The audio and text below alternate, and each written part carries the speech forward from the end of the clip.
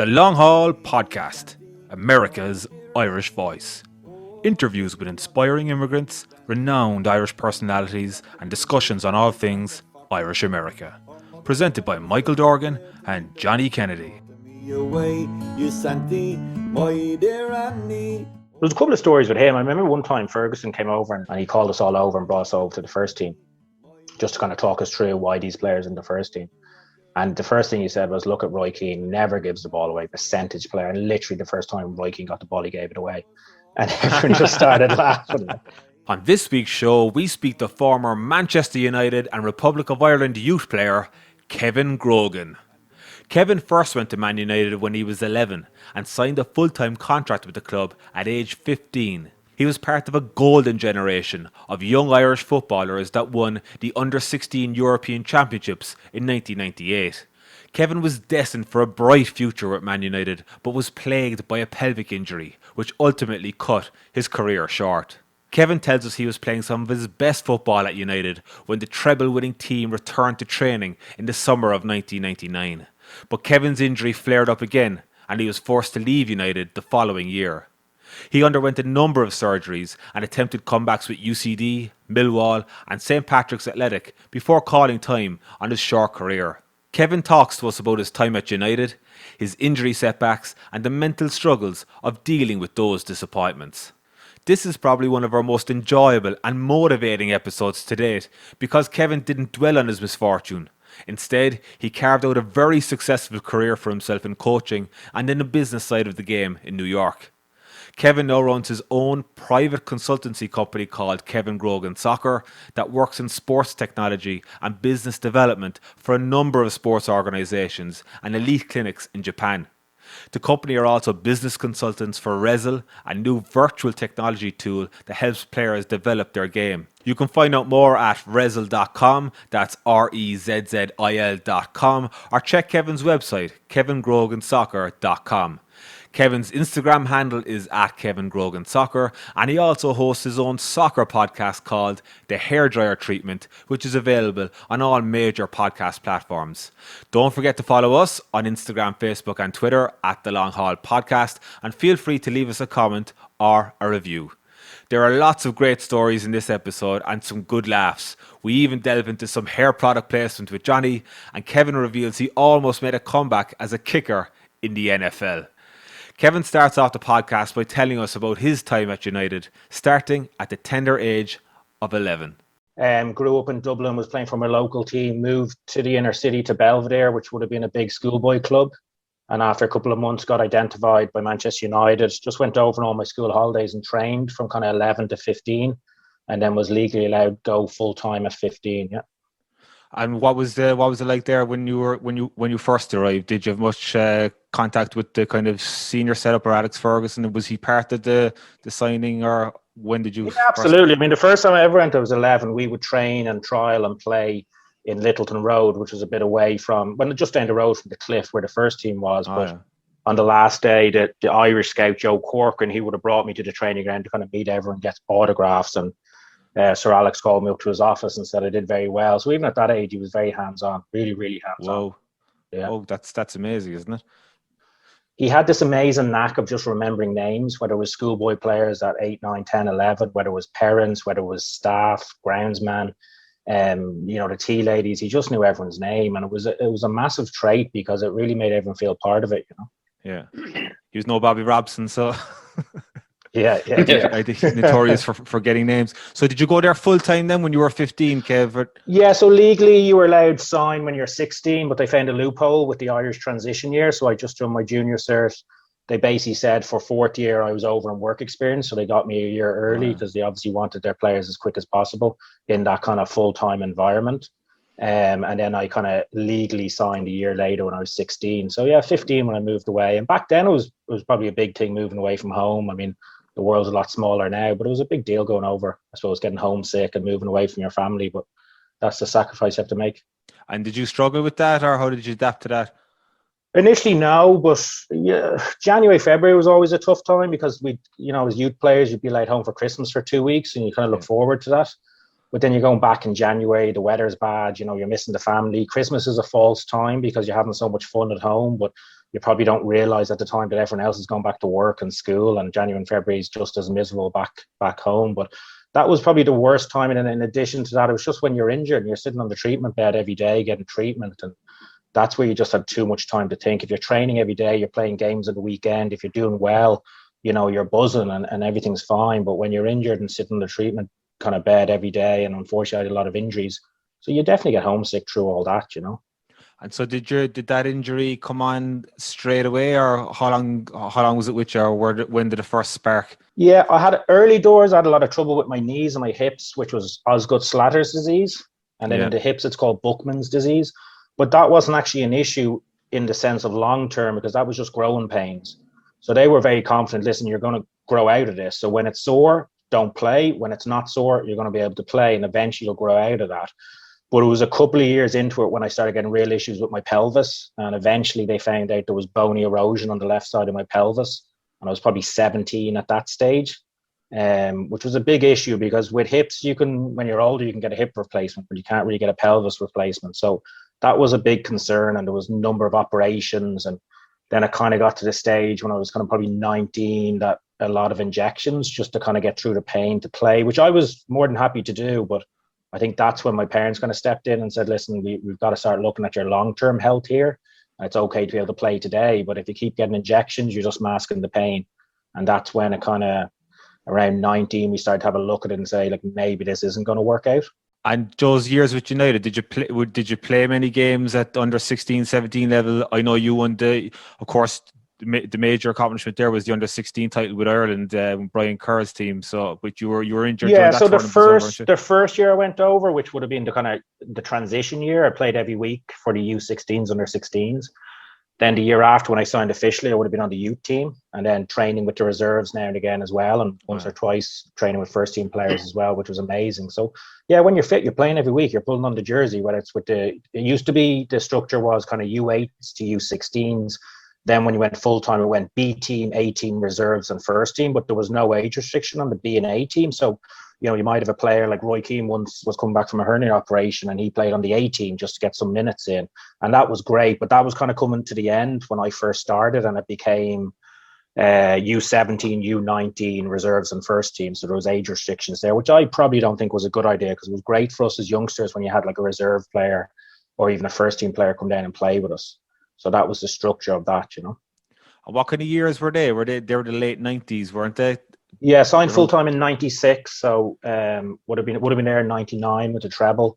That was probably my best year, because I'd come off the back of an operation, and I was just getting fit around kind of February time, and I got back then fit to play for the youth team. We had a great run in the Academy Cup, and I think we beat, I think it was Everton in the quarters, and we Blackburn in the semis, and I was playing every week, and the first team were doing really well, and we were in the old Wembley for the FA Cup final with Newcastle.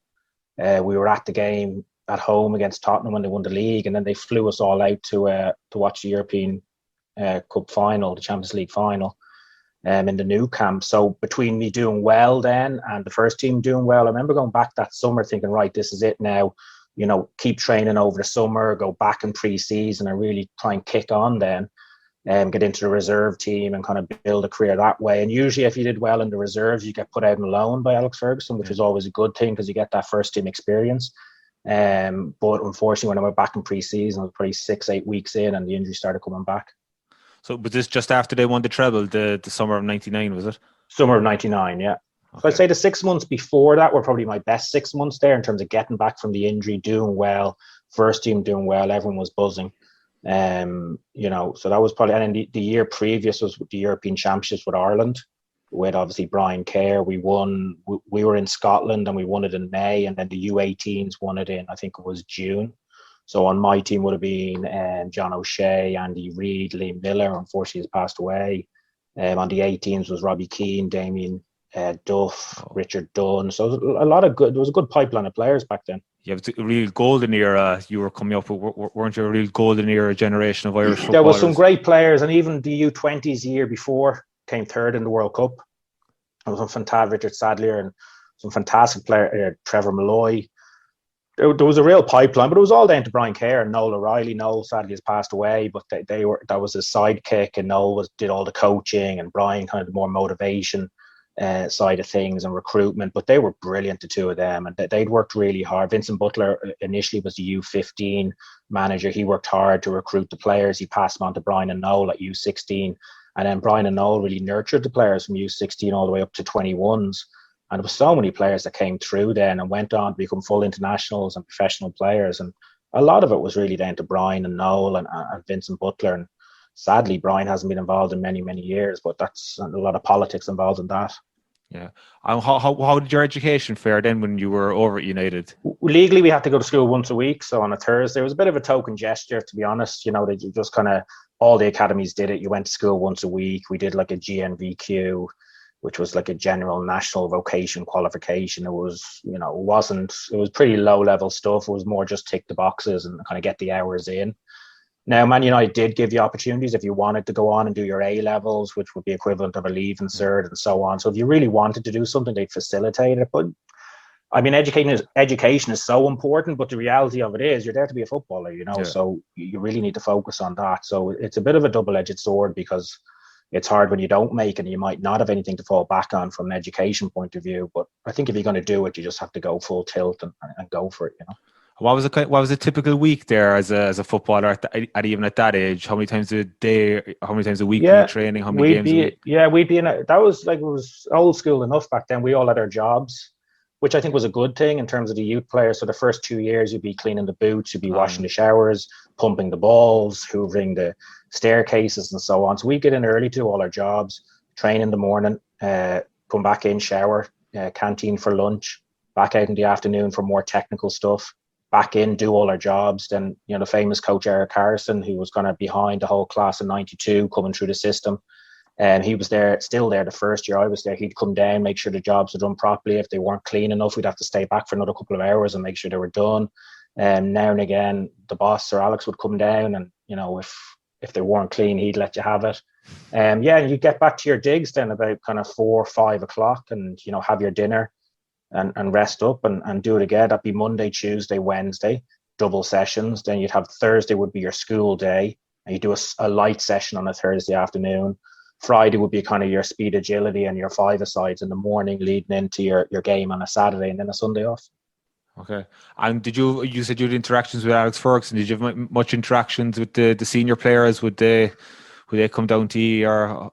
Yeah, well, that was the good thing. The training ground now, Carrington, and all training grounds are amazing. They're state of the art. But like when I first signed, the Cliff training ground was like, if it didn't have Manchester United on the front gate, you wouldn't know it was a Premiership training ground. But you know, Ferguson loved it in the sense that all the great players came through there. George Best, Bobby Charlton, Dennis Law, they all played and trained in that same pitch. They all were in the same dressing rooms, same canteen. So it was very old school in that sense. But it was an interesting time. Then they moved on to Carrington, obviously. And what they did was, it was interesting. Every time they went to a European fixture, you know, the staff and the medical staff and everyone would look at the facilities all around Europe. Like they'd look at AC Milan's facility or Real Madrid's facility, and they just plucked the best things from all the facilities. And that's what ended up creating Carrington, which was very impressive, you know. But in terms of interaction with the first team players, the way that Cliff was set up was you'd literally have youth team changing room, reserve training changing room, and first team changing room literally on the same corridor. We'd all have in the canteen together. We'd all use the same gym. We'd all use the same treatment area. So you're literally interacting with the players literally every single day, which the first couple of weeks you're kind of in awe of them. But after a while, you know, you just get used to it. And I think that was good, because I think it was good in terms of making that kind of family atmosphere and being around the first teamers a lot, like, you know. And then obviously, you know, Sir Alex's office was upstairs and you could always knock on his door. So it was very kind of close knit. A bit different now. In Carrington, the youth, facility is off to one side and the first team's on the other side, and you have to earn the right to get over into that facility, which I understand. But back then, we were all kind of on top of each other. You've been to Carrington, so have you? Yeah, I've been there. That was kind of just coming in as I was leaving. It was just getting finished up, but I've been back a few times. But it's an amazing facility. The only thing Alex Ferguson says he regrets is the gym, where the weights and everything is, that he has it on ground level with no windows. And he always wished he'd put it on the second floor, windows looking onto the pitch. So anyone that was injured would have that motivation of looking at the players training, and it'd give them more motivation to get back. So I thought that was a bit of interesting kind of psychology and an insight into his mind. But it's fantastic, amazing facility, bedrooms, all the top of the range kind of recovery rooms, you name it. I think we might get into the differences between now and then in terms of coaching when we talk about your academy later. But talk us through then when the injury started playing up and you went to Milwall, and how did things kind of turn bad for you, I suppose? Yeah, I left United. There was another operation on the table, but it was a crazy operation, and my parents were just like, absolutely not. They know it was a specialist in Manchester. No disrespect to him, but he was trying something new. But it was an operation that had never been done. There was no, proven track record of it. There was chances that there was talk of kind of mashing my pelvis up and putting a steel plate in to stabilize it. But then there'd be issues with the movement because the pelvis is actually a joint. And then you might have issues with your back. And it was just like, again, I would have had it. I would have jumped at it. But my dad was just kind of looking at it and going, like, you're having a laugh here, So I remember ringing Brian Kerr. And, there was suggestions. We'd gone to Dr. Pat O'Neill in Dublin, the famous GAA player for Dublin. And he was a big specialist, in the medical field. And we'd gone to him kind of on the QT to get a second opinion. Without telling Manchester United, and he just looked at the X-ray and he said, like, he's never seen anything close. He saw one thing close to it once from like a 74-year-old who had played sport all his life, but he said it's for a 19, 20-year-old, it's not a good sign. It's not looking good for you, and you really need to start thinking about your long-term health. But some doctors thought that if I trained and played at a lesser level for a couple of years, my body might develop a bit more, because the issue was my muscles developed very quick, but my bones didn't grow as fast. So there was, the glimmer of hope was, well, why don't I play at a lesser level for a few years, like part-time, try and develop a bit more naturally, and then go back and give it another go. And that seemed like a bit of a compromise between me and my parents, rather than just saying that's the end of it. So Brian Kerr suggested I go to UCD, I could get a bit of an education, but I could also play League of Ireland, because UCD had a team in League of Ireland, which, was a very good level. So I trained with UCD and played for 2 years. But in between that, after year one, kind of the injury was coming back. And I did have another operation, but wasn't as severe as the one Manchester United had kind of suggested. And then I rehabbed for that one. And then eventually had the option to go back to England, maybe to Manchester United. But Milwall came in, and it just seemed more logical to go to a smaller club and try. I'd missed so much football at that stage. And Mark McGee was the manager. He actually used to play for Alex Ferguson in Aberdeen. And he was kind of saying, listen, if you come here and you play, if you get into the first team, a couple of months, he's good friends with Mick McCarthy. We can talk to him. Mick McCarthy was actually at the training ground a few times and had a chat with me. So I was kind of thinking, well, if I get into the first team here, get into the Irish squad, I could get my career going, even though I'd missed so much. But it was a funny one, because I remember I went for 2 weeks training just to kind of prove my injury was gone. And I did brilliantly, really, really well. I felt great. And they offered me a really good contract, really, really good contract. And I was like thinking, right, this is it now. This is my career starting. But the chairman was Theo Fididis, who's on Dragon's Den. I don't know if you've ever seen it. Yeah. So he was actually away on holidays. And it was my first kind of real experience of like a proper businessman. And he came back and he was kind of, by all accounts saying, well, who the hell is this guy that we're offering this contract to? And, Mark McGee was saying, well, he was at Man United. And he was like, why isn't he still there? Like, what's the issue here? Like, if he's that good. And kind of, he was told about my injuries and he was having none of it. He was saying, listen, happy to sign him, but there's no way we're giving him that contract. So we had to, it was like winning the lotto and then losing the ticket, but we had to renegotiate, which he was right in the end. So we just kind of did a smaller contract with a clause in it after kind of 10 first team appearances. They'd give me the original contract. But listen, 8 weeks later, my career was over. So it was definitely a good business move on his behalf, What age? Is that where you got the goal? Is that where you got the goal for your punto from him? Did he give you that? Yeah. The company car. We'll get to that later, Johnny. What's that about? Lucy started early. I know, yeah. Well, I thought that was the offer in there that he gave you some. But in fairness, Kev, like, it just shows you he ain't a businessman by accident, is he? No. The other guy, McGee, is the football man, and he just sees the player, the pitch. He's not even thinking of the other thing. The businessman was like going, this ain't happening. Like, what a shrewd move by him. And no offense to you, but like literally within 8 weeks, he was proven right. Yeah, like Like, we it's had no genius. choice. Like he played hardball. He was just like, listen, we want you, but like we're just not giving you this contract until you prove you're fit. And we feel Yeah. 10 first team games, even coming on as a sub, So he was right. And it is what it is. But it wasn't really the money. I don't care about the money, but Sure. it was more the fact I went back after everything I'd kind of been through, and I felt good. I had 2 weeks. I felt really good. Like even in all the fitness stuff, I felt strong. Injury wasn't there. I was playing really well. Great team at the time. Timmy Cahill was in there. He just moved to Everton a couple of weeks after that, or maybe a couple of months after that. Was it Warner was in goals, former Liverpool goalkeeper. Richard Sadlier was there. It was a good team. Like, and I was right in the mix, and I was doing well. And I was meant to stay for 4 weeks, and they offered me the contract after 2 because I was doing well. So it was more the disappointment of just thinking, right, here we go, this is it now. And then 6 to 8 weeks later, it was actually my 21st birthday that I was told, listen, this just isn't going to happen. So. Did you break down in a match or no? It was just kind of. I mean, it's a funny one because like all athletes, we have insurance. We pay premiums to have insurance in case this happens. So you get a payday in case you can't play anymore. But I couldn't actually claim my insurance, even though I paid all the premium, because it was an overuse degenerate injury. And the clauses in all these contracts are it has to be a specific time and place that it happens. So you nearly wish you got smashed by someone and broke your leg and could never play. But when we took legal action, and obviously cost money, but we went after the insurance company. We just couldn't win because there was no exact time or place. It was just an overuse. So it was over time, it got worse and worse and worse, So, but it had got to the stage. So I had got to the stage where I just couldn't function. I couldn't move. I couldn't twist and turn. I would have been quite quick off the mark back then, but I was just so slow getting off the mark, and just that dull ache that got worse and worse and worse as games went on. So you just know, and at that level, you just have to be fit, or you can't make it. And was that separate from the knee issues you were having?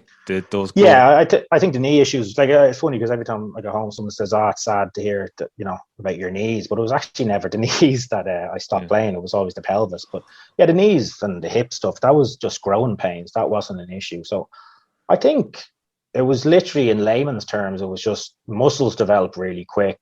Bones didn't grow as fast. Whatever way I was made, my bones were soft, and I think the tendons in my groins were just causing friction against the pelvis. And maybe there was a bit of what they call an avulsion, where your tendon rips off and takes some of the bone with it. And I think, some people say, had I gone at 18, I would have been fine because my body would have been more developed. But I mean, you can't really look at it like that, because if Man United come in to try and sign you at 15, you got to go, because there's no guarantee they're coming. But they're probably not coming back at 18 for you. Was there another operation after that then, or was that before, where you had to do 8 months rehab? Do you go to Belgium? I was the king of comebacks. I laugh at it now, but sure. So I retired then officially on my 21st birthday. Went home, started working with Pat Devlin and his agency company, Jackmar Sports. He would have had Damien Duff, and he would have helped Shay Given on the commercial side and so on. And Pat was great to me, to be fair. And I was working away with him, but through that, there was a lot of agents coming over to watch League of Ireland players, and kind of my job was to bring them to the games and tell them which players might be good enough. And there was one particular agent, and I must have been, 24 maybe at the time, and he was going, you're way too young to have retired. There must be another option here.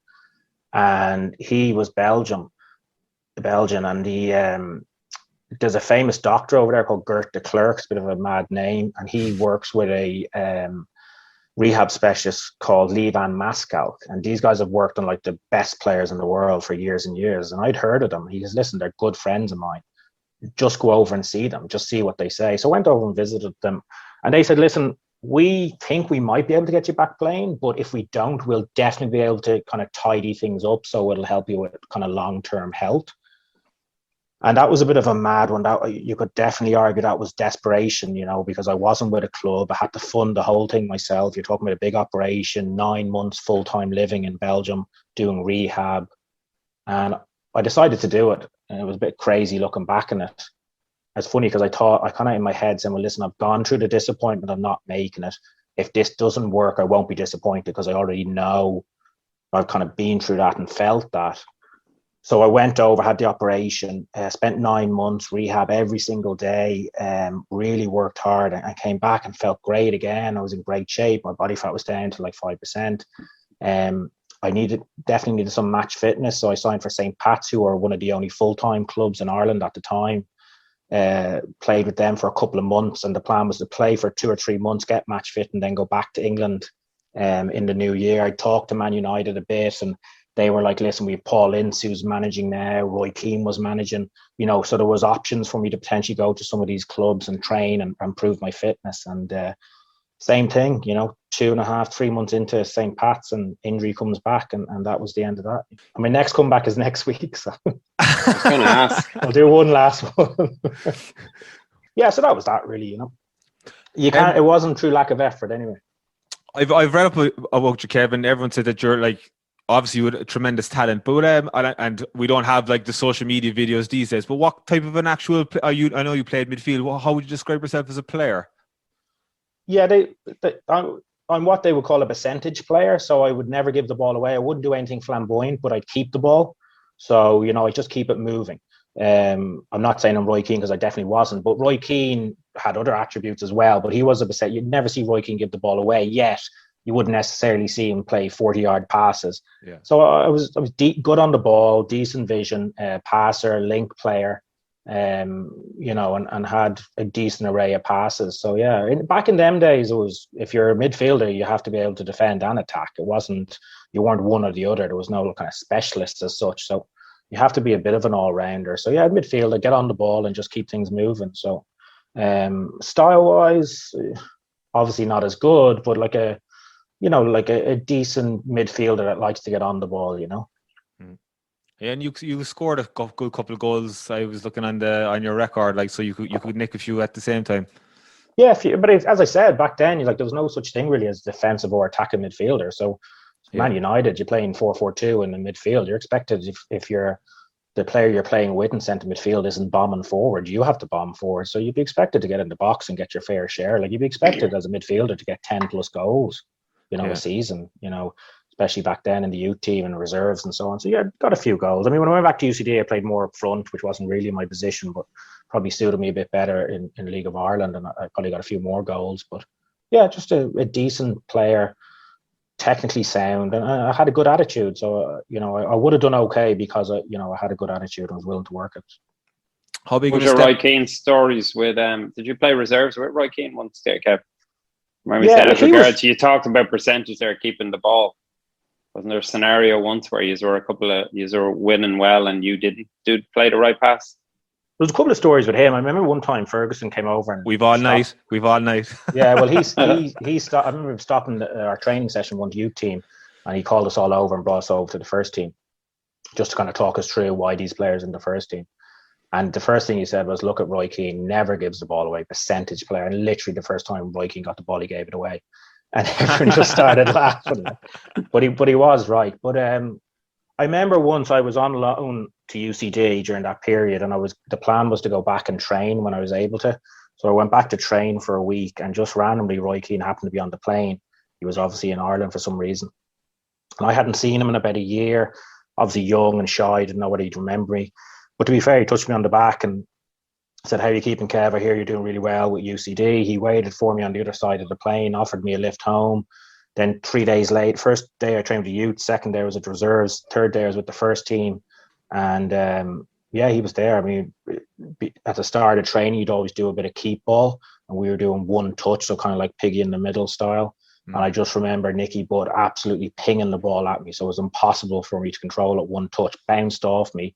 I went to go into the middle to grab the penny or the bib, and Roy Keane stepped in and said to Nicky Butt, don't ever do that to him again, and then told me, do not take that penny or bib, as we'd call it over there.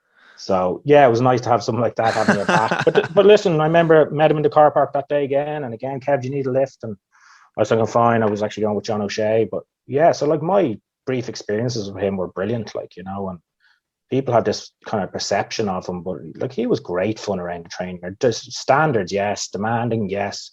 But he's a decent guy, Was Nicky Butt trying to do that to show you,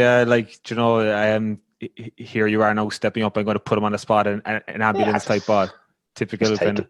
Just taking the mickey, really. Yeah. It was the start of training. It's more kind of for fun, but that's what they do. But there was no, I just like literally bounced off me, and obviously I didn't have the courage at the time to say it to him, so I went in. But listen, Roy Keane was good in that scenario, but he was great. He was good to me, and maybe because it was the Irish thing, but he really impressed me on that trip. So how big was the step up when you did go over to United from what you were doing? But you were kind of used to it, I suppose, going over in the summers. But was it a major step up? Yeah, like I mean, the first day you go in training full time. You obviously, I went a year early, so I was actually playing 3 years up. I was playing, there would be 2 groups, 1 year up and 2 years up. So I would have been by far the youngest. So these guys have, youth players, they're used to training full time, so there's the physicality aspect, the confidence aspect. It's a cutthroat world, particularly back then. Like, it was crazy. Like the one story I always tell is, like, from 11 to 15, I used to think Alex Ferguson was like the nicest person you'll ever meet. Like, and he'd say hello when he's seen you in the training ground, and he'd ring your parents, and he'd do all this. But I remember a couple of weeks into being full-time, we're actually in that full-time environment, and I'm storming down the stairs, effing and blinding at someone. I was like an innocent 15-year-old, I was like, oh my God, I'd never seen anything like it in my life. Like, it was probably through my innocence. But it's a different world. You're 15, but you're in there with grown men, and it's you gotta grow up pretty fast. Like, it's a strange experience. If I had kids, would I want them to go through it? Probably not. But I definitely learned a lot from it as well. Yeah. Tell me, Kev, with that injury you have, like 15 years later, 20 years, or about 15 years later, would there be any difference, any advancement in the scientific world, the medical world that would fix that? Yeah. I don't know if they'd fix it, but they would have got it before it got to the stage it got to. Definitely. Okay. Yeah, they would have seen that before it came. And I'm not blaming Manchester United for that, but it was just, you're talking 95, 96, 97. It was only changing then. Nutrition was only coming into it. Even like core stability, was only starting to come in, and rehab and prehab and, warm downs and everything. Like, that was only starting to come into it, like late 90s. So the technology now is amazing. So I think they would have caught it early enough to prevent it getting to where it got to. But again, you can't really, it is what it is. Yeah. So when obviously those setbacks, was a major setback. Like, how did you cope with your career ending? And I suppose on several occasions that you came back as well. Was it mentally, like, I could only imagine the disappointment? Yeah, when I first left United, it was Christmas time. I remember going home for Christmas, and I was fine for a couple of weeks because it was Christmas time. And then the kind of new year came in, and it was just grim. I didn't know what I was going to do. No education, hadn't made really any money from it, and just trying to figure it all out. But thankfully, Pat Devlin took me under his wing at that stage, and I think, like, the Belgium thing, because although that was definitely out of desperation, I think when that finished, then that was definitely it. And that's probably when it hit me the worst, even though I didn't think it would. But you just lose your identity and your self-esteem, really, because you grow up all your life being the footballer in the neighborhood, with one of the biggest clubs in the world after you. All you know is football, and then you come back and you're kind of sitting there in Ireland and you're saying, well, what else do I know? I've no education. As I said, I didn't make big money from it because of my injuries. And you just lose your self-esteem and your direction. And although your parents, I have great parents, but, they didn't really understand it because they'd never been through it, and you might have your mom or dad, or your dad saying, go out and get a job, but it's not that easy from a mental standpoint. It's just, you don't really know where to go with it. But it's just a process to kind of get over that and move on with your life. When did America come on the radar, Kev, from then? Like, what happened was, during that period, and I was back there and I was doing bits and pieces, and I was just so unhappy with everything. And I just kind of said to myself, I need to go and have a challenge. Like, I need something big. When you're involved in a big club like Manchester United, like, you obviously have some kind of ambition in you to do something, and you have that kind of fire in you. So I needed something that could replicate that, and I didn't know what it could be. But it sounds cheesy, but I always wanted to come to America and kind of the bright lights, and you grow up watching all the movies and all. And I had a friend who was over here, and he was over here, I think, on a J1 or something. And I said, well, why don't I go over and visit him and just kind of suss it out? And the minute I got, cliff, yeah. And the minute I got here, I just kind of, slowly but surely I started thinking, geez, maybe this is for me. This is a challenge, it's a big city, and, and slowly but surely I just kind of said, listen, I found it hard coming over in the first place because I wasn't really mentally in a great place. And even for the first year I was here, I was still a bit all over the place, but I just knew I had to do something. I just had to go and, well, we'll get to you in a minute. But, I just knew I needed that challenge and something big. And sure, there's not much bigger than, coming to New York City, one of the best cities in the world, and not really any money, no education, didn't know anyone. So that was the challenge. So thankfully, I seen that as a challenge, and I just came over and hustled and, genuinely met some amazing people like Jonathan, Mark O'Cahill, Vinny, and all these people that, kind of took me under their wing and that. So that was kind of the start of it. But getting here was hard in terms of just plucking up the courage to do it. What age were you then, Kev, when you first came over? I think I was 26, 27 maybe. Yeah. Which is a little older as well. Like, I know, Mike, and you similar. Like, when you were getting here, Kevin, you were obviously then football, and I always give you great credit for this. And similar to what you're doing yourself, Michael, because it's very easy, lads, to easily just say, because you arrive over here and generally people say to you, well, what do you do? And the first thing you say, can you bartend?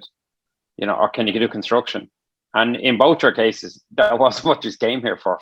So I remember Kev like getting on buses, taking 2 and 3 buses out to the middle of Pennsylvania with 10 soccer balls on my back. 10 soccer balls and a load of cones in the bag. Like Kev you could do a whole other podcast on hire cars and just random breakdowns and everything. But like, you stuck at it like amazing. Like, it was very easy to bail it. Now, it probably didn't help that the 2 jobs that I did mention, Kev probably wouldn't have been any good at either of them, the bartending or the construction. But I thought it was Flanagan when I first came over. But you could have easily stuck at it and you would have been fine bartending. You could have done it. But you were doing this and making very little money, but you were making inroads the whole time. The contacts you made in these places. And also, Kev, you might hit on a little bit, not to be slagging anybody off or something, because I know the standard has raised, but we all know of the lad that come over in the J1 years ago. If you had an Irish accent or an English accent, yeah, you go train the kids. But the Americans copped on to that eventually, and then people realized that, like, and you noticed even in the early stage, I remember you telling me you were down in Princeton once training kids, and it was a little bit, you came back a little frustrated going, this is babysitting. Parents are paying top money here, thinking their kids have an in here to the MLS, the Premier League and all this. And nobody was telling them any different, Kev. They were being led to believe, oh yeah, you're in here training. Oh, or even worse again, Kev, probably shouldn't be naming names, but like some people thought because they were training within the Princeton grounds that it actually might help their kid get into Princeton. Yeah. And this is in the middle of the summer. It's a money racket. I mean, just going back on, like, I remember the early days that, like, I'd be, from walking from the apartment to the subway with soccer balls on my back, getting the subway into Port Authority, jumping on a bus 2.5 hours, doing 2 training sessions, coming back, not having a clue about the kind of landscape of America and the kind of soccer culture. And I really didn't. I laugh of it now, but then I had, all my good friends who were, working in the bar industry, doing really well for themselves, and a lot of respect for that industry. Like when you especially in New York, like this, Johnny would tell you, like, rock stars behind the bar, earning good money, working hard, like real credible job over here and doing well for themselves. And there was times I think, what am I doing here? Like, I'm traveling a round trip 5 hours down to Pennsylvania, like 2 times a week. And then I'm going, all the way out the far end of Long Island on another day. And I just, but I knew that's what I eventually wanted to do. And I knew that, whatever education I had, it was in soccer. So, but as I started to figure out kind of the culture over here and how the lay of the land is, I started figuring out, how I could penetrate the market in my own way, in my own style, and setting up my own academy and a supplemental academy. But Jonathan's right. I mean, it's a crazy industry, and, you see the parents get so caught up in it, and I know they love their children, but they get so unrealistic. And because the pay-to-play model, they think they can nearly buy their kid an opportunity to play at a high level or play at a D1 at college and get a scholarship. It doesn't really work like that. So a big part of what I've ended up doing is parent education. That my kind of company morphed into coach education and parent education, and making sure the parents understood what it was all about. That yes, you want your kid to play at a high level, and do well, but there's a bigger picture there of making friends and having contacts and exercising and learning life lessons through a sport, which just happened to be soccer. And I think and the culture of soccer, like, you're telling these parents, you can't just come and train with me on a Tuesday and a Thursday and play on a Saturday. They've got to touch the ball outside of that themselves. It's free. Just get a ball and kick it against the wall. That's where we all grew up on the streets playing soccer. You don't have to pay for everything. And then obviously, what about watching soccer on TV, or parents? Why don't you bring your kids to live games and, create that culture where your kid loves the game? Because ultimately, if they don't love the game, they're never going to go anywhere in the game.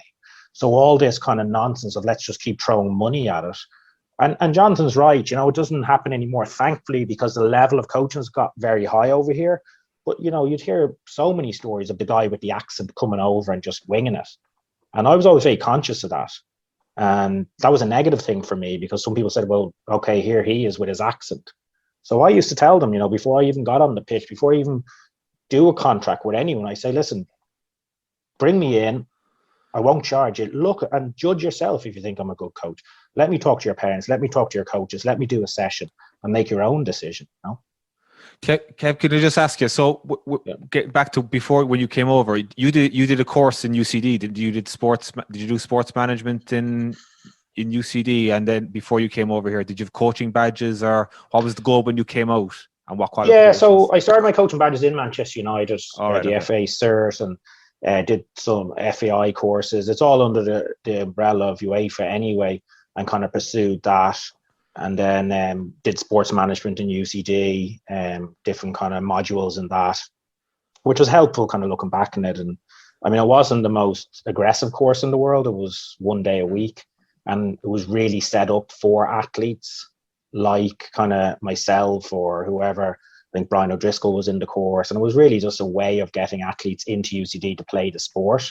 Yeah. So it wasn't the most aggressive course in the world, but I definitely learned some things about it. But now I've kind of morphed more into the business side of things, which I'm really enjoying.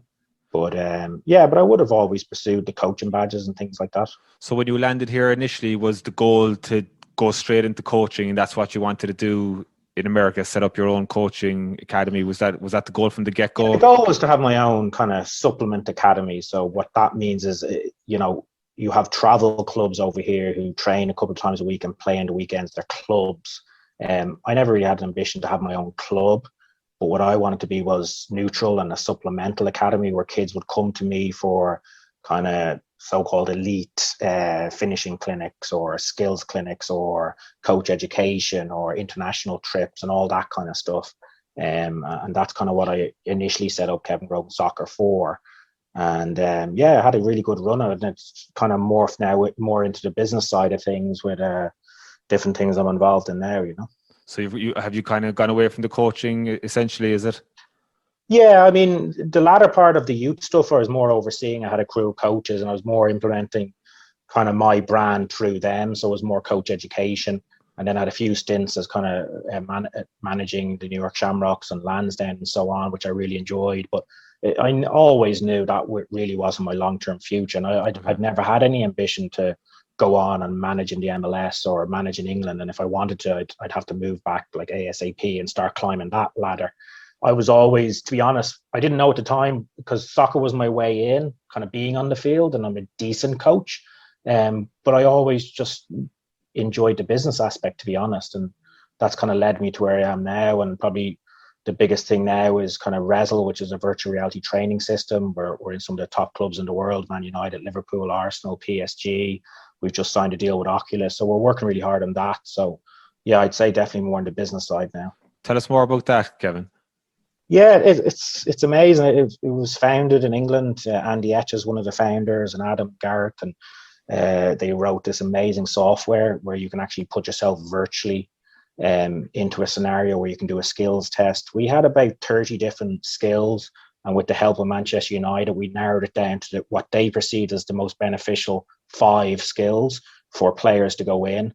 And there's different levels of each skill. And then at the end of it, you get like a Resel index scorecard. So you can benchmark yourself against any player in the world, regardless of the age. So that's one aspect. And then there's game analysis. So we can upload footage of any game and we can virtually put you in the body of any player. So a lot of the top clubs now are using that to analyze games, teams they're playing next week, or evaluate how their players are doing. Or if you're a goalkeeper, let's put you back in your body from last week and see what you did right or you did wrong. So it's very high level stuff. The Oculus stuff is a big contract for us, but that's more going to be a gamification version. And there's other things we're looking at on that side of things. And we started with soccer because that's what we know, but we've had a lot of interest with basketball, American football, baseball. Wow. We've talked to the Yankees. They're very keen to do game analysis with it. So there's a lot of opportunity. I think with tech, time is your enemy because you can't really patent the tech. We're way ahead of the game at the moment. So we're really running at the moment and we need to stay ahead of the game. But the challenge is to stay ahead of the game because there's always someone kind of behind you with something trying to be bigger or better. But we've definitely set the table over the last year or two. And hopefully now it's going to be an exciting couple of years. And where can you find out more information about that? The website? Yeah, you can go on wrestle.com. Yeah. So okay. we've different streams. But we actually recently, just during the pandemic when we couldn't do much, we actually looked into becoming an official franchise, which we've done now. So we're actually now franchising this out all over America. Because ultimately we can't service the whole of America on the youth side. So a lot of the youth clubs are taking us on from a Resl Index score testing side of things. So now we're getting people where they buy a region and it becomes their own business and it's a franchise model over here. So that's really what we're doing at the moment. So thankfully we have a lot of interest. So just when Johnny was saying there that you had to go to Pennsylvania, was that setting up the Kevin Grogan soccer that you had to make? That was all the early days. Yeah, that was kind of... So is that, getting out there, meeting people, getting on the field and just showing people talk is cheap. And I didn't want people giving me an opportunity because I played for Man United necessarily, or I didn't mind that the door being open because of that, or because I had an accent. But I always found the best way to do it was just go out and do a few sessions for these clubs and just show them what you're all about, Yeah. So you did the hard yards. That was the grind, yeah. I thought he was sitting on 8th Avenue in a bar. I never even believed he ever went to Pennsylvania. You'd meet him a couple of times a week and he was up in Pennsylvania. You're like, fucking Amish. Yeah, but I suppose a big part of you moving over here as well was that you got the O visa, didn't you, back in the day? And I suppose what my question is, the support structure for Man United, how were they after you left? And I suppose one of the biggest examples was that Sir Alex gave you a glowing reference for your O visa. Yeah, I came over on a 6-month networking visa and then figured out through Lorcan, I think you've had him on the show, he was very good to me, that I'd be eligible for an O1 visa based on kind of what I'd achieved in my soccer career. And yeah, thankfully it was kind of reference based, and I asked Sir Alex could he write me a reference, and he did, and that along with other references from people like Brian Kerr and so on was the reason I got my visa. So yeah, I think I've had 4 O1 visas, and just moved on to the green card recently. But yeah, I think that you'd definitely say that reference definitely helped, Yeah. So he wrote some really nice lines, just, me as a person and my attitude and, saying it was a really big disappointment when I got injured and had to stop for him and so on. So it was nice. It was bittersweet. Do you want me to read it out? You wish. Yeah. It's on my T-shirt. Yeah. Throw it in there. Were those clubs good to you when you did get into when you left, Kevin? Was there much of a follow-up structure to see how you're doing? I know that they've systems in place now for people who kind of the honest answer is no, and I'm not throwing anyone under the bus by saying that, but it was just the time it was. It was, if you went and asked for help, like I asked for that visa and got it. So I think it was more if you asked for help, you would get it. Very little kind of. But you go back, sorry, Kevin, to that Christmas. And you mentioned a couple of players there earlier on that played in them Brian Kerr team. I remember it was well publicised about Milwall and lads like that went to Pats. You arrived back in Dublin for that Christmas. Granted, when jobs end, they end. But, do you think there's a responsibility in some respects? I think they might have things in place now. You went out there at 15 years of age, even from an early age, from 11, but signed out at 15. And then you're back in Dublin at 19, 20 or 21 years of age, whatever it was. And you're in Dublin at Christmas. And thankfully you've good parents behind you. You come from a good home. but you were still left to your own devices. It Oh, could have 100%. just Yeah, you are a piece of meat. Like. How many lads end up turning around and going to America? But even at that, you did it all on your own bat. I know you're not throwing any clubs under the buses, and how many players make it? What is the plan? Like, do they follow up with everything? You could make the same argument with GAA players or county players and all, but like generally they go back to a club that takes care of them. Your club was Manchester United. You're back in Dublin again, and but for the lads patting them, calling you, where do you go? Like, my biggest disappointment was probably the FAI, and I'm not ashamed to say that. I know a lot of great people in the FAI, past and present, but they kind of had something in place, but they didn't really. If I was being honest, I think the advice I got was just that maybe it's time to get an education. That was kind of it. Like, I mean, the issue for me with kids coming back is just mental health. That's there should, like, maybe they have it now. I don't think they do, but you talk about agents and that world, and there's so many kind of corrupt agents taking advantage of players. Why couldn't the FAI have someone who acts neutrally as an agent, not to benefit financially because they get paid a salary from the FAI, but they can take all the young players, advise them on contracts, advise them what clubs to go, advise them, give them the heads up about where they're going to stay, help understand their personality and what can they do in case that day does come, which it does come for most people where you don't make it. Be a support structure when you get off that plane and you're coming back, kind of person in the airport to meet you. Like, it's like, it's small things, but there could be a lot. Again, I don't know what's getting done now, to be honest, but I got off that plane and I was literally by myself, like, and there was a few people that might claim they tried to help me, but they didn't, and you're kind of on your own there with it. And I understand people are busy doing their own things as well, but is the problem in a sense that the only holy grail that the young kids in Ireland see today is that they have to go to England? So as you said, would you let your kid go? Like Alex Ferguson used to famously say, the way through to getting a footballer was go through the mother. Yeah, because a mother always has the concerns. Is that right? He says that, doesn't he? Well, the mom would have the genuine concerns of, where's my son staying? Are you going to look after him? Where the dad sometimes will want to live his life through his kid, and he'll see more the glamour of it. So Ferguson, and he was right. He says if you can win the mom over, you'll get the kid. In fairness to Man United, like, I got the reference, like, so, I asked for that and I got it, and I'm sure if I needed anything else. But listen, it was a different time back then. I mean, people didn't talk about mental health. Like, it was such a taboo subject. Like, I remember being depressed, not even knowing what depression was. Like, looking back on it now, I think back, like, kind of horrified about the whole thing, but you just didn't know what it was. My mom knew there was something wrong, but she didn't really know what it was. And it was just a bizarre time, especially being in Ireland, and no one, we're getting a bit better now, but no one really talked about mental health or depression. And, I'm just so glad I got on that plane and came to America and got over here and tried to make something of my life and met some good people. As I said, the first year wasn't easy because I was still, by myself and just making friends and so on. But it was a scary time. But Jesus, there's so many players, that went the wrong way after they came home, and just so sad. Oh, you see it with that team, like they came back, that Brian Kerr's team. I remember with Malloy and them, and I think there was one of the other kids that was ended up at Pat. And it's no secret, the guys ended up with drugs and then robberies and stuff like that.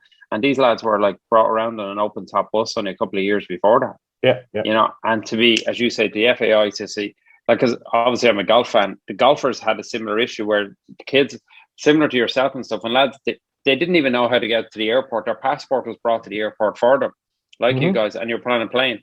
Then when they tried to turn professional, overnight they were just on their own. So in a different way, they're putting a structure in place that the Golfing Union of Ireland is helping them in the early transition, which they're doing that at the start, which is different. It's an individual sport, but it sounds like there should be some sort of a parachute for any of these. Like the amount of young kids that go to the UK, apart from the mental aspect of the homesickness and all them, like Paul McGrath, a prime example of homesickness and coming home and not wanting to stay with the team and go and stay in the hotel.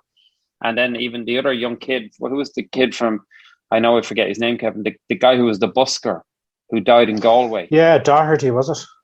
Doherty, like an amazing, anyone go even read that book. Gig said he was ahead of him at that stage, But he did, just for people that listen, the little backstory on the guy was, he was an amazing footballer. I think he was from Derry or something.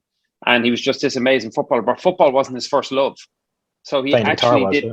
He used to get the first team tickets. Kev, you used to get first team tickets as Two when for you were every game, youth, yeah. 2 for every game. He used to sell his first team tickets, and he'd go down to Manchester, and he'd be busking on the street. Yeah. But he just didn't love the game. Ferguson offered him a 5-year contract, and he asked, "Is there any chance I can get 2?" He didn't want it. Yeah. But he also got injured. Yeah, his was very sad. Yeah, he also got injured. But his family felt that Manchester United didn't do the right thing across the board. And I think Giggs and people have said something similar. Could we handle it different? There's Yes. more to that, Johnny, I'd say. There's more to that story that hasn't come out of the woodwork and was kind of brushed under the carpet. But, yeah, he ended up passing away, and it was very, very sad. But he was a guy who arrived back in Ireland, and his own family said they didn't know what to do with him. Mm-hmm. And you just brushed over it a little bit there, Kev. You were the man around the village. You were the man around Sutton. You're the man around, and this is the guy that's going to United and this. And now you're coming back and you're only a kid. So other kids are nearly looking, oh, well, listen, you give it a go. Sure, back then. Yeah. No big deal. Even that to deal with as a child, because you were a child. Well, I'll give you a great story on that. How do you manage with that?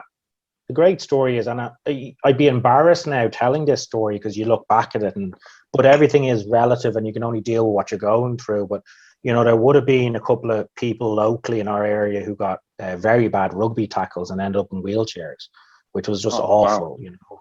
And their story is amazing, what they've achieved in life since then. But I remember my mom saying, well, look at, such and such, and things could be worse. And I was only back about 3 weeks. And I remember losing my head with my mom because, she was 100% right. And I look back on it now and I'm embarrassed that I didn't look at it like that. But you can only deal with what you're going through yourself. And it doesn't work that way, yeah. No, so she meant it in the right way, and she was right. But it's just hard. You just got to go through it yourself and deal with it. Everything's relative, I suppose. But yeah, there definitely was. I hope there's a better support structure now, but there definitely wasn't back then. And if you stayed in Dublin, where would you be? Sorry, Michael. Dublin was never in the option. For you, if you know what I mean, work-wise and everything. I still think as well, you kind of just the even foresight to come over to Cliff and just take a chance. I'm over here and everything. So you initially come over without the O visa. You try to get the O visa after the fact. Cliff came over he came over for 90 days or something like that. And I remember coming over for his first 2 weeks. He knew some people here, and I came over maybe a couple of weeks after him for 2 weeks. And we were in New York City, and we went down to a college in Pennsylvania with Skip Roderick, was his name, a famous coach. And I met some of the college students, and we went to one of the games, and we went out, and we did a bit in New York City. And I just remember going back and thinking, wow, even the facilities in the colleges were like premiership facilities. I just couldn't believe it. And the attitudes of some of these players, and the effort, they were like professionals in college. I just thought that was amazing. And where in Ireland, college was all mainly about going out and drinking and socializing and so on. Now they did their fair share of that over here as well. But I was just amazed by that. And then I said, you know what, I'm going to go back for his last 2 weeks. And I came back for 2 weeks. And that's when I said, I have to try this. So figured out I could do a 6-month networking visa. So I did that. And I remember coming over and saying, I was struggling a bit, at the start. And I was thinking, geez, what am I doing here? I don't know anyone. I've no work. Didn't make money from playing. I'm all over the place here. But I remember saying, whatever happens, stay the 6 months. And if you don't like it, just go home. But don't leave before this. That was my target. Don't leave before the 6 months. By the end of the 6 months, I started really liking it. I remember getting the O1 then, which was 3 years. And I was still trying to get some periods that were frustrating and, trying to make ends meet and doing all that coaching, kind of soccer balls everywhere. And I had the same mentality, just stay for the 3 years. Whatever happens, don't go home until this visa is up. And that was always my challenge, to myself. And yeah, by the end of that first 3 years, then, I started just loving New York City, and slowly but surely things started taking off. What was the story, Kevin? Tell Michael and the listeners there about the kicking coach for the NFL. Didn't someone say to you as regards that? I never even thought about that. So Doug Blevins was his name. Amazing man. Amazing story. You should get him on the show if you ever get a chance. But Now we're at the bottom of the barrel now. We're at the bottom of the barrel now. We're not going any lower than this. Well, when I got the text during the week, I said, "Geez, these guys are desperate now." Like, when I start getting mates, I says, "I know I'm in trouble." Like, when you had Macron on, I knew it was the news started going downhill. Right to track him down Saturday night in Haswell Greens. That's how bad things are. That's my office. Did you not know that? I'll have Cottle on next week talking about the long haul, and I'll have Simon on the week after talking about painting. But yeah, Doug Blevins was an interesting one. So a former coach of mine was at some convention somewhere, and he got talking to a famous American football kicking coach, Doug Blevins. So great name. I'm using that to name the next time I'm away with the lads. So Doug was like, you know what? I look at these soccer players. I know nothing about it, but their leg strength is phenomenal when they strike the ball. I'd love to train one and get him to some tryouts in the NFL. So the coach said, listen, you should contact Kevin Grogan. He had to retire from playing, but he can still kick the ball, as long as he's not running around, jumping and doing all this. So I get this random email from a Doug Blevins in Virginia. And it was around the time I was actually coming back the second time to see Cliff. And I said, geez, that's bizarre. That's wacky. And I said, you know what, I'll do that, but I won't tell anyone. I'll go. He said, come down and do a few days training. Let's have a chat. See if you're any good. I'll get you into an NFL kicking. Now, I'm in my parents' house at the time. I remember looking at my dad sitting there and going, I can't tell him this. He will think, what, you played for Man United, now you're going to America to play in the NFL? Like get a real job. There's time to throw in the towel here. So I never told them, But in my head, I was kind of thinking, Jesus, I'm going to be in the NFL. So posters down in the bedroom wall. Put up some NFL posters. I wasn't very tech savvy at the time, so I don't even think if I could do much Googling or anything, but dug up a few articles, and this guy was the real deal, worked for Miami Dolphins and worked with all these top players. Brilliant. So I worked it all out. I said I'd fly in to New York. I'd stay in New York for 2 nights with Cliff. Then I got on a plane down to, is it Charlotte Douglas? It was Thanksgiving. I didn't even know Thanksgiving was a big thing over here. It was Thanksgiving Eve. I was in the airport trying to rent a car, and the guy was looking at me going, it's Thanksgiving Eve, guy. I was like, yeah, I just need to get down to Virginia. I'm going to do a bit of kicking, But so I remember I couldn't get a car that night. And to be fair, I never forget the guy. And these are the little things that make you love America. I think the guy behind the desk felt a bit sorry for me. He's going, listen, I can't give you a car, but I can get you one tomorrow. I'll get you one tomorrow morning because it's Thanksgiving Day and there'll be no one around. So just come back. I said, brilliant. And he goes, but listen, if you're at a bit of a loose end, do you want to meet up later, for a drink or something? But I was thinking, I didn't know anyone. So there I was. Have you seen Deliverance? Have you seen Deliverance? No, but he came out in Virginia. So the guy behind the budget counter says, you want to come and hang out with me and my girlfriend in the middle of Virginia on Thanksgiving? Yeah. I love it. So I met him. It was actually but it was in. Is it? Oh, you're Charlotte. Yeah. So he went out with him and his girlfriend that night, and I was just thinking, wow, this is amazing. These are so friendly. This is unbelievable. So anyway, got the car the next day, drove down to the hotel, and got in that night. And the plan was to ring Doug to say that arrived. Said, Douglas, I'm here. He goes, fine. I'll meet you at 9 a.m. outside next morning. So next thing, come down the stairs and. There's this kind of family wagon, a family wagon, that's what you call them, yeah. And the electric door opens, So I'm thinking, where's this guy? I thought he might get out and shake my hand, I've never met him. So I get in. Doug turns around, shakes my hand. Turns out he's in a wheelchair. He's in one of them electric wheelchairs. So, no, not out of badness, but I'm thinking, sure, this kicking coach. Who is this guy? A kicking coach. So I go, this guy's what am I going to do here? Oh. So I said, just roll with this. Just roll with it, Kev. Just roll with it. Yeah. Roll with it. Yeah, go. So we drive down. Lo and behold, we get to some track and field, and he has a couple of guys around him, and he has an electric chair. Comes out, the ramp comes down. He will go onto the pitch and start chatting to him. Amazing. I think he had polio or something. I don't know what he had wrong, but amazing story. And he told me how he always wanted to play, but he couldn't. And he just got so into the technical aspect of striking the ball, how you get power. And the amazing thing for me was, I remember he goes, right, warm up. So I did a warm up, and he just puts the ball down and goes, just kick it over them bars. And I kick it over the bar, no problem. Do another one over the bars. And we go, good.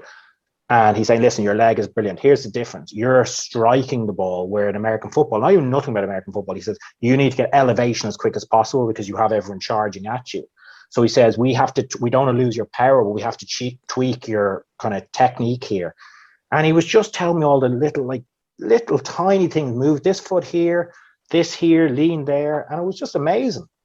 And so I stayed with him for 3 days. He was married to an Argentinian woman who was a former Olympian. What's the sport where you go under the water and dance and do all that stuff? Just that covers a lot. Synchronized swimming. There you go. So she was a former Olympian. So they did a pool session with me as well. And it was amazing. And he said, listen, like at the end of it, I'd love to know where they met. Go on anyway. So it was just an amazing experience. And I remember him bring me out the last night. It was so bizarre, but that's for a different day. But we, and I went back to New York then and hung out with Cliff for a couple of weeks. And I was just thinking, wow, what an amazing country this is. Now, he got in touch. It was a bit, you know what it was? He got in touch. He goes, Kev, listen, we want to take you on here. You know, they offer, I wouldn't say they offer a contract. It's a contract to say that you're going to train with him for 6 to 12 months. And at the end of that 6 to 12 months, he's going to get me trials in the NFL and he'll take a percentage of any contracts. Absolutely fine. I wasn't worried about the percentage bit, but I just felt at the time I'd done all another good comeback. I'd done all this. And just to go back to my parents, say, listen, you know, I'm going to be in Virginia trying to be an NFL kicker. It's just, you know, and maybe it would have worked, maybe it wouldn't. But it was time to kind of get a real job as such and move on with my life. But amazing story, amazing man. I must reach out to him actually. Amazing guy.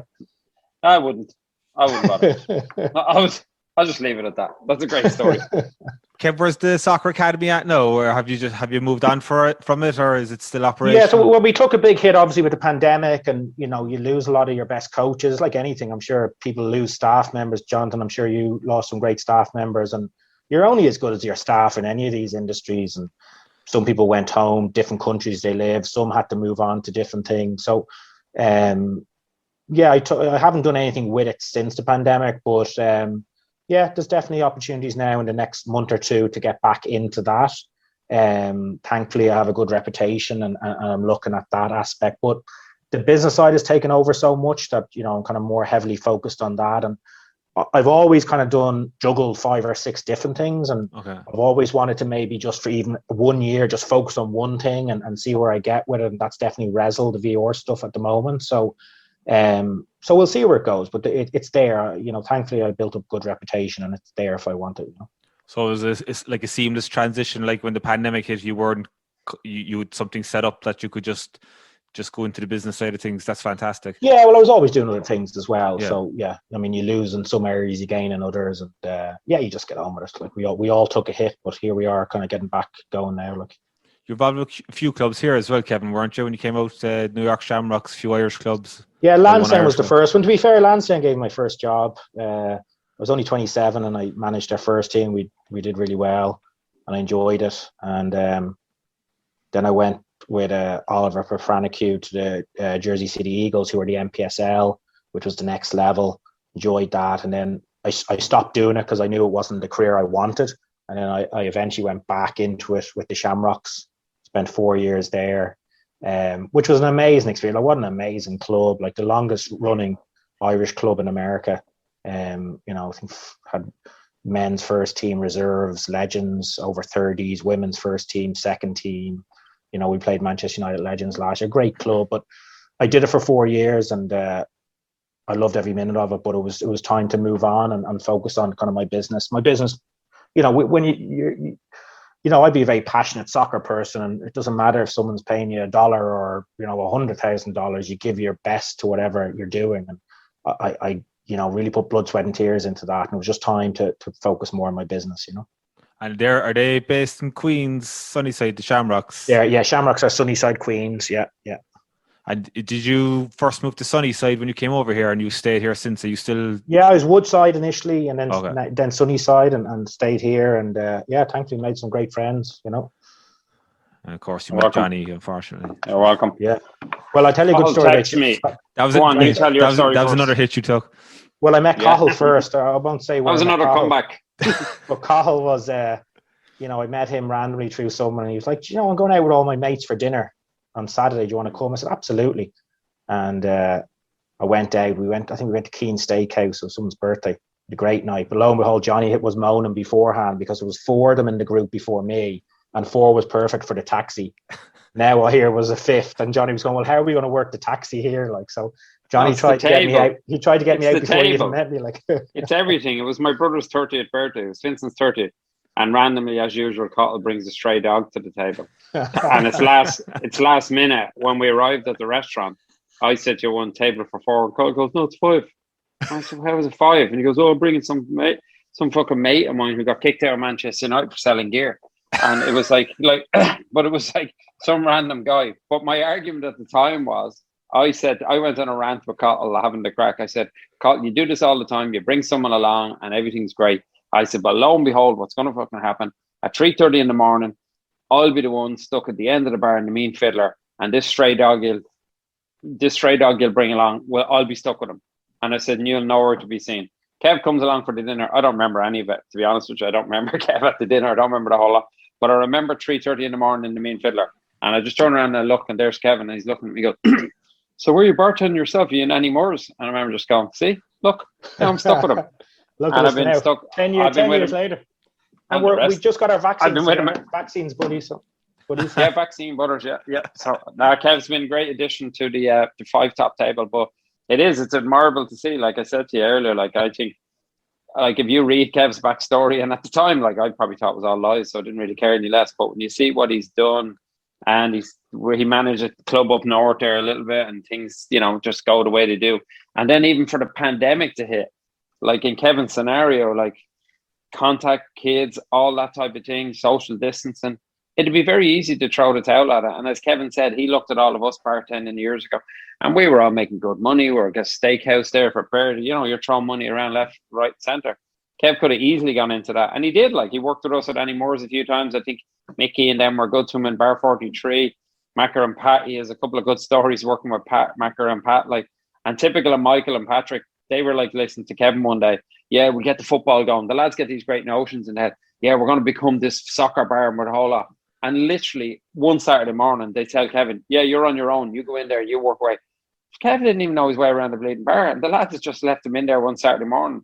I think Penn State or something, was it? Wasn't even a soccer team, Kev, was it? Well, explain it to me as you're going to be a celebrity bartender. So in my head, I'm going, this is going to be great. A few photos here, like, then I'm in behind the bar by myself with like 100 Penn State people. They were American football, Penn State. Yeah. So Pat McNamee, Kev was all over the place, and Kev's ringing Pat, and there's a panic going on. And Pat's and Michael's answer to everything would have been, which it is the right thing to do, just throw them a load of shots. So what did you give them, Kev? What did you throw up? How many shots? Vincent, your brother had told me that they'd pre-made shots down in the rack. So I grabbed one of the pre-made shot bottles, which actually turned out to be lime cordial, and put up 60 shots of lime cordial. But they all loved it. But I think what happened among them, I think Michael or Patrick might have texted one of the alumni people and told them the backstory. Yeah. So they all realised it was Kev's first day and he was on his own. And they actually, and again, back to Kevin's point, that's why you love America. They actually embraced it more, and they loved them, and they over-tipped them, and they did everything. So, yeah, you done well, Kev. Lime cordial. But that's one cordial. But on that, that's one of the great things about New York City. I mean, we're in good circles. Like, I got helped a lot when I came over. I try and help people now when they come over. And like, if all else failed tomorrow, we all know we have people we can call and contact, and there's always going to be a job there for us somewhere or help somewhere. And, it's important not to take that for granted, because it's a real New York City thing. Like, and it even blows my dad always says it blows him away when he comes over and sees it firsthand. And we're so lucky. Like, we really are. Like, if you have that work ethic about you, you'll never struggle in this city. You'll never, ever struggle. So true. Where's the state of the game here in America right now, in terms of MSL and in terms of the underage and the development? I just say we were out training last week, Randall's Island, as you know, like 80 pitches out there. And I hadn't played last year, but played 2 years ago, and there used to be a lot of people out there. Last week, the place was thronged, underage kids all playing soccer. Place was packed. Soccer's soccer's massive here. Yeah, I mean, there's no issue of participation. I mean, it's the most played. Like, there's more people playing here in America than anywhere in the world, and there's no doubt about that. It's the good, the bad, and the ugly. But I like, if we focus on the positives, I mean, look at the players they're producing. Like Germany is full of young American players, you know, and obviously Pulisic is in Chelsea now. Tyler Adams, Leipzig, he went from Red Bulls Academy over there. You look at Matt Miazga, he played for Red Bulls. He's now at Chelsea and since gone on loan. You know, Matteo Retacchio was a young kid playing in Queens and Gotchi. He signed for Liverpool. McGlynn, Jack McGlynn, Paul McGlynn's son. Liverpool were very interested in him. He's gone to Philly Union now. The kid McKenzie. I mean, there's a lot of real talent coming through. So surely that's because something has gone right over the last 10 years in the development model. I think they've come on a long way. And I think the future is good on the men's side. The women are so good. Now, people always say to me, well, why are they so good? It's because they were way ahead of the game. Like America took women's soccer more seriously than anyone, way before anyone else. You do see England and Japan and Sweden catching up Spain, catching up on the women's side. But you can see the men's side getting better. But there's lots of issues. It's hard to control. Like in the defense of America, it's such a big country. How do you really control that kind of, you know, development model, and how do you streamline it? It's hard, and it's a pay-to-play model, and every organization is a private company. So, you know, there's business ahead of development. Usually, most of the best players in the world, not all, but most of them come from the less affluent areas. And if you're a less affluent kid here, how do you afford to sign for these clubs and academies? You're paying $2,000-3,000 a year. Plus you're traveling 3 or 4 times a year to tournaments. Like all in all, you could be spending $10,000 a year just to play in a travel team. So there's lots of issues still, but there's definitely something happening because they're producing all these players. So I think it's in the best situation it's been in for a long, long time, but still a lot of issues as well. And that the biggest issue for me is that soccer parent. It's not even a soccer thing. It's just that sports parent mentality. It's just crazy. It's not a good scenario, you know. Trophy parents, like the people that are like the Earl Woods type mentality. Is that what you mean? Like the people that are like. Well, we've talked about this. I use the Tiger Woods thing as an example. Like, I mean, Tiger Woods' dad, to me anyway, was a psychopath. But Absolutely. Tiger Woods was a genius. So between the genius and the dad pushing him, he became what he became. But if you're a psychopath and your kid has no talent in the sport, all you're going to do is ruin that kid mentally. That kid is going to be burnt out by the time they're 15. They're going to despise you. They're going to despise the sport. They're going to miss out all the real benefits of sport, which is meeting people, exercising, networking, and all the good things that comes along with sport. So that's the issue. They're not realistic in terms of where their kids are at. I mean, Tiger Woods Did you have a mother, Kevin, that sold her house and brought her kid to the UK? Yeah, I had a player, and she was a single mom. She sold her house to bring the kid to the UK and Germany to train. And I sat down with them and just said, don't do it, because what they were doing was they were in essence going to England. She thought she was going to Liverpool, United, Chelsea. But what they were really doing was just going to the camps that they run. So all these clubs have their elite level where you only go if you're invited and you never pay for anything. Like when I went over from 11 to 15, I was flown over, put up. Like it's a trial, you're with the club. But these were all full profit camps, so anyone can sign up. And I was trying to explain to her that that's not a trial. And obviously, if you go and you're unbelievably good, you might get spotted, but it's not a trial. And her comeback was kind of like, how hard can it be? And it's just so sad. Like then you see that all over the place. And you even see parents, like I know people who'd be friends of mine that become parents, and great people, but you know, if they stand long enough on a sideline, listen to the madness. Like if you're around it enough, you'll come crazy yourself. It's just such a bizarre scenario. So I don't miss that. There's a great documentary called, I think it's called Trophy Kids. Yeah, fantastic. And it's actually very hard to watch. I'd recommend anyone to watch it, but it's a tough watch. Like I think the guy who started the show or narrated the show was the quarterback. Maybe I noticed 2 shows, but he was the quarterback for the Raiders, and his dad used to stretch his legs as a kid. He used to literally pull his leg because he wanted him to be taller to be a quarterback. And the one that stood out for me was the father with the golf, and the daughter missed a putt. Lads, she was 8 or 9 years of age, and the father set further down the tee box on the next hole, and she was crying on the tee box because of how upset he got, and he couldn't talk to her. And he said to her something along the lines of, "Well, I wouldn't be like this if you didn't keep missing stupid putts." I genuinely couldn't watch it the rest of it. I never watched the whole thing. I think in most cases, if not all, the players in any sport that make it are the ones, they obviously have talent, but the ones that want to make it themselves. I mean, I've never really met someone that at the highest level that had to be pushed every day to make it. They have that internal drive to make it. It's okay. Your coach's job is to, being a good coach is knowing when to push someone and when not to push someone. But in general, the ones that make it in sport, they have that inner drive to make it. It's not someone else telling them to do it. I think it was the Nike and the Tiger Woods scenario that created this monster, because they brought out that DV video around 99, 2000.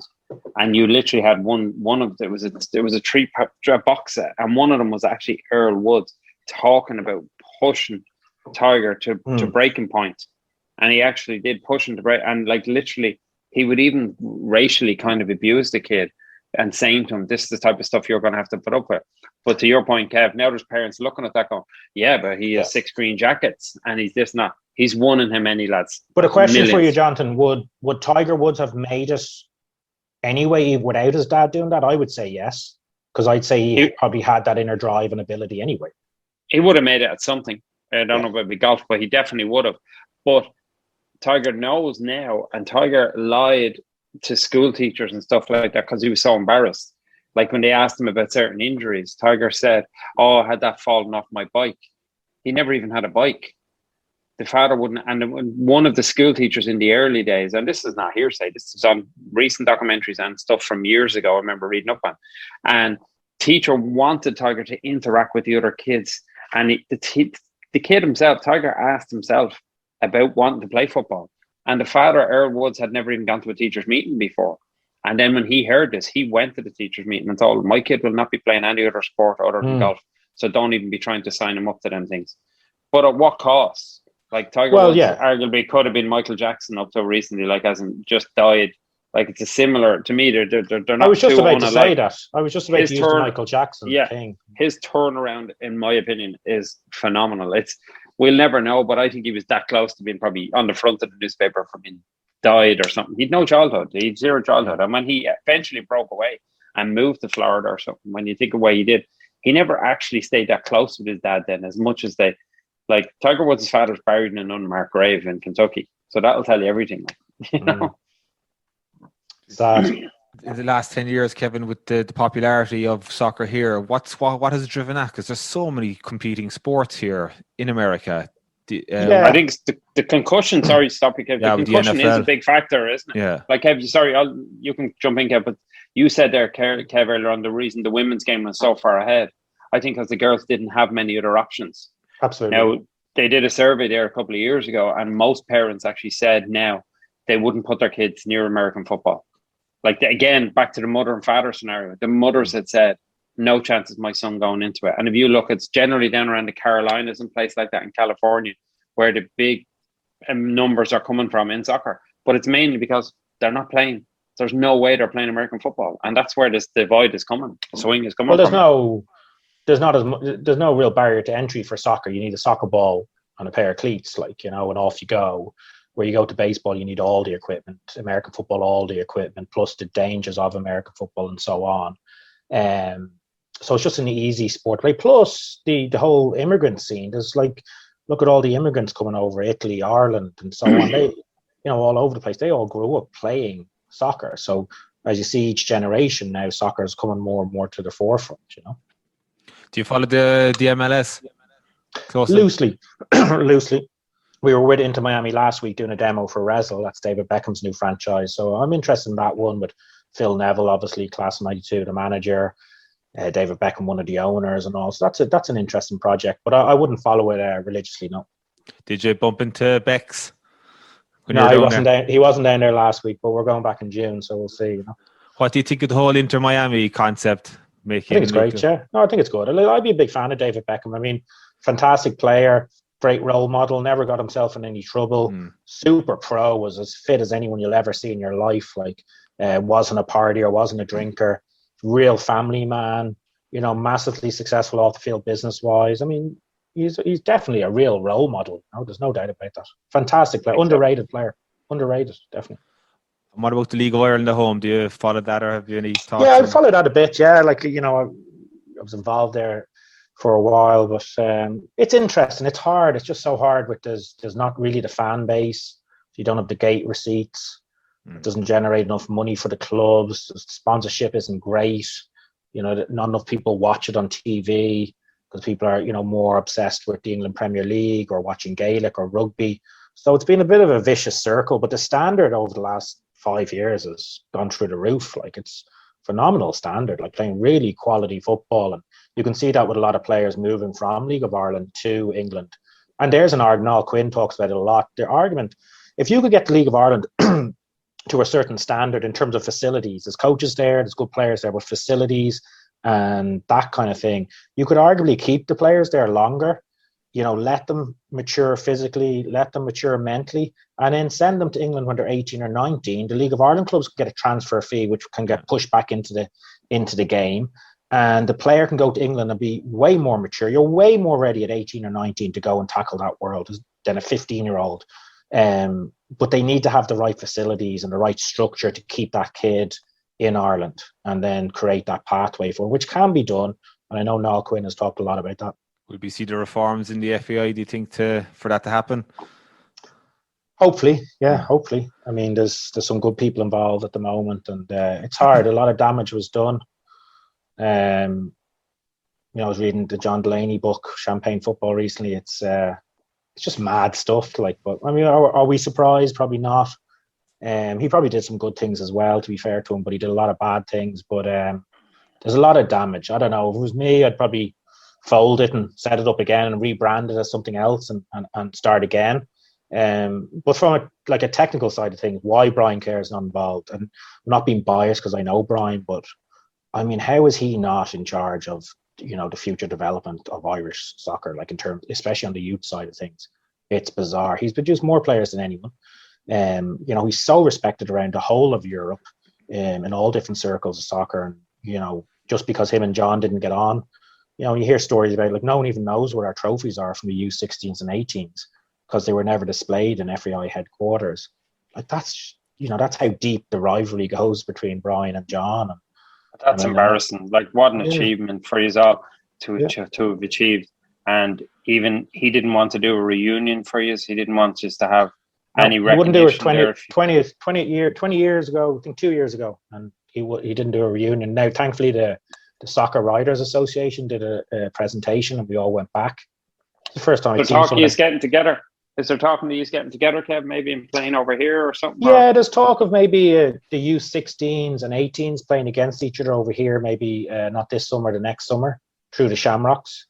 But, you know, if you get, you know, Andy Reid, John O'Shea, Robbie Keane, Damien Duff, Richard Dunn, fantastic game, you know, and a banquet afterwards. And it could be really exciting, you know, for the Irish community. And it'd be, from a personal point of view, I know this doesn't mean much to anyone this side, but just to get those 16s and 18s, to get it, more so the ones that didn't make it, to say, you know what, let's go to New York, and, you know, people are proud of what you achieved, and, you know, they come over here, you know yourselves, they'll get treated really, really well. And obviously the big names will draw the crowd and the sponsors and all that. But for the ones that didn't quite make it, just to maybe it'd be nice to show them that they are appreciated for what they achieved. And is that in the early stages now, Kevin? Very early stages. Very early stages. But I think it could be definitely a runner, and I think we probably need a year lead time. So, you know, we've got to probably pull the trigger in the next couple of months in terms of getting it going. But I mean, we've done something similar. Shamrocks did something similar with the United Legends, and it'd be just a case of, you know, clamping a date down, booking the facility, working your way backwards from there, getting some sponsors on board, which I'm sure there'll be plenty. And I think it could be a really, really nice event, you know, for the Irish community. That was at Gaelic Park, was it, Kevin? That was Gaelic Park, yeah. They'll have a nice clubhouse built by then for you. Hopefully, yeah. You said the class is when they're 16 and 18, Michael, not when they're 18. Yeah. I knew Johnny would like that one. Oh my God! Imagine trying to tax people for fundraising. You must be on the board now in the GAA, Johnny. Are you? Back to the long haul then. Back to the long haul then. Yeah. the big news this week, obviously. By the time we get this out, you would know what would happen. But I know all the English the English clubs are after pulling out. Your thoughts on the huge news about this Super League that was proposed, and it's after collapsing already. But what were your whole thoughts about it? Yeah, I mean, bizarre, I suppose, but was it a negotiation tactic to get more money out of the Champions League? You know, sometimes in negotiations, you just do something absolutely outrageous and push the boat out to get a reaction, to get what you really want. Like, I'm not for it, but these guys behind this league are not stupid. They're very intelligent business people that have been very successful. Did they really think they could pull this off? I'm not convinced. I think maybe it was a tactic to get UEFA to the table to get more of the rights to the money, the TV money, and so on. I think, it was sad as well, though. You know, you have these big institutions. Gary Neville said it well, like Manchester United and Liverpool. I mean, for American businessmen to be making decisions like this. Now it is their club, so like it is a business, and they have the right to try and do what they want. But I don't buy that they thought for 1 minute they could get away with this. And that leads me to believe that maybe it was a negotiation tactic, and they'll get to the table now with UEFA. They'll get a bigger slice of the pie for the Champions League. And you got to remember, like, these clubs have lost a lot of money. And I know there is a lot of greed here. There definitely is. But the big clubs make a lot of money, but they've lost a lot of money through the pandemic as well. And, you know, the issue is the salaries. The salaries is so massive. Like, how do you pay these players this money? It's just so hard. And, you know, there may be a bit of desperation from the bigger clubs to try and make sure, you know, they balance the books as well. But the concept of it wasn't good. It wasn't nice. It was, you know, wasn't thinking about the fans and the history of the game and the pyramid structure in England. But yeah, I think it was a negotiation tactic. That's my opinion. You know, they're owned by different owners, but surely the top clubs in England, their reputations have taken a dent. Yeah, and I think they don't care, lads. They don't care. Like, they don't care. There's no money. Let's be honest. There's no money in the fans. The money's in streaming. The money's in the bigger games. Like Liverpool and Real Madrid played last week. Two of the bigger powerhouses in the history of football. They played last week for the first time in how long? You know, but there is structurally something wrong with the Champions League as well, and they've to hold their hand up as well. Like, you're giving some countries 5 teams. You know, 5 and 6 teams getting into the Champions League, and then you have these meaningless games. That's the way they look at it. Like, it's the American business model, as Kevin says. If you own the Yankees, you own the Dodgers, or if you own the Giants or Jets, you're going to make money. European club owners lose money, and that's not a business model that any owner wants to buy. And he's like, why would I buy it? Like Arsenal, they're not making, like, they make, with their season ticket holder fans, they make money. But today, the season ticket holder, like, I was talking to Stephen Doyle today, who worked for Kevin a lot with the Shamrocks, and he even says, I remember when they were building Yankee Stadium and the Mets Stadium at 10 years ago or more, whenever that was. I think it was 2009 when the Yankees said so 11 years ago. But they actually talked about building smaller stadiums because it's not really about how many fans you can get in anymore. That's it's not the where streaming. the money You're is. right. It is the streaming. Yeah. Just to throw figures around, you know, like, you had a Super League and you have Manchester United v Real Madrid, and globally 20 million people watched that at $1 or $1.99. Like, you're talking like 20-40 million dollars in one swoop. Like, from a business point of view, I get it, but I just think there's too much history attached to these clubs. But them owners don't care. They're not losing sleep that the fans don't like them, because they didn't get into it for the fans. They got into it for business. They're capitalists. But isn't that? But do you know, Kev? Do you remember? I know you were younger at the time when you were there, but I remember when the Premier League changed over from Division 1, like in 91, 89, 91, and everyone went on like the Premier League was the devil. And that was nothing when you look at it. But it was all about us getting more football. And at the time, we were like, now we're getting a game on a Monday night. We're getting probably one on a Sunday, maybe 2. The odd game, we didn't really get them on the Saturday. But this is just evolving in the same way. I do think it will happen in some shape or form. I do agree with you, Kev, that it was definitely done as a tactic. But it's their way of setting the ball rolling, saying, well, I think what they want to do is the way forward. Yeah, they want more money from UEFA, and they want to restructure the Champions League. So the Champions League might morph into a Super League in some way. But I do agree, you have to earn your right to get into it, and you can't just get into it every year and be guaranteed that's Which no fun. But again, that goes back to the American system. There is no relegation. And nobody cares. Because it's all money, Yeah, but nobody cares. But to your point, where it will suffer is especially in the UK, because there's so many leagues all the way down. And the beauty of the prize, the richest game in football, the playoff game. And that is actually a great game to watch and to see that type of thing. But to the owners, they're like, yeah, great that you're enjoying it, mate, sitting in New York watching it. There ain't any money in it for us. And as you say, Kev, to your point, they're not in it for passion. They're in it for the dollar. And unfortunately, that's the reality, lads. It's a bit like me and Michael, this podcast. We're only in it for the money. How much am I paying you to be on this? Yeah. All right. Do you want to mention that your podcast, Kevin? You've stopped doing that, have you? I've done the hairdryer treatment podcast, and the Americans always ask why it's called that. But Alex Ferguson was famous. He was famous for getting angry and shouting at some players, like it was a hairdryer in your face. So, we had a good runner. We still do a few shows now and again. It's all based on the youth soccer market. So we had some good listeners, youth players, parents, and it was good. And it was, it was just a way to kind of inform and educate parents a bit more. A lot of which were already in my academy. So we still do it now and again. But it was fun doing it, and we got good exposure. And if it helps the parents and the kids learn a bit more, then we're happy to do that. Okay. Just want to talk about hair products or anything? What are you using, Kev? We'll take that offline, John. Well, I will. Michael's going to edit this out anyway. You look did like you put a bit of Did you mention something? You're using something from Paris? It's a Paris brand, or? Yeah, and I had to leave a bottle of it in Hilton Head over the weekend because I had carry-on luggage. So I'm not cutting this at all. I'm not cutting this at all. I wouldn't have. So I had to throw a bottle of it out. So it's brutal. Like, do you want me to get it for you and you can have a look at it? Yeah, hang on one sec. I'll grab a bottle of it there. Michael, it seems like you're the only one that actually knows what they're doing with the hair. I've my pandemic hair, and I'm staying strong, I like the hairband the other night, though. Did you have the hairband on the other night? I was. Do you know what I was? Johnny would. Did he have a hairband? No. Hold on. Pull back. Did he have the Ramos? No, worse. Did he do the Ramos? That thing. I was wearing sunglasses to hold it back, and it wasn't even sunny. So what are you, Mazda house? What are you, Mazda housewife? Oh my God! Yeah, I do a bit of this, lads. I don't know if there's any recommendation for you. No, we're doing some product placement here. Totally. I gave Kev a bottle of it. No, I sent you a picture of it. It's on the way. It's on the way. Yeah. See, the Ramos thing with the strap there is always a good look. You see, I wasn't risky enough to do it in New York last year, so I did it in Newport for the summer.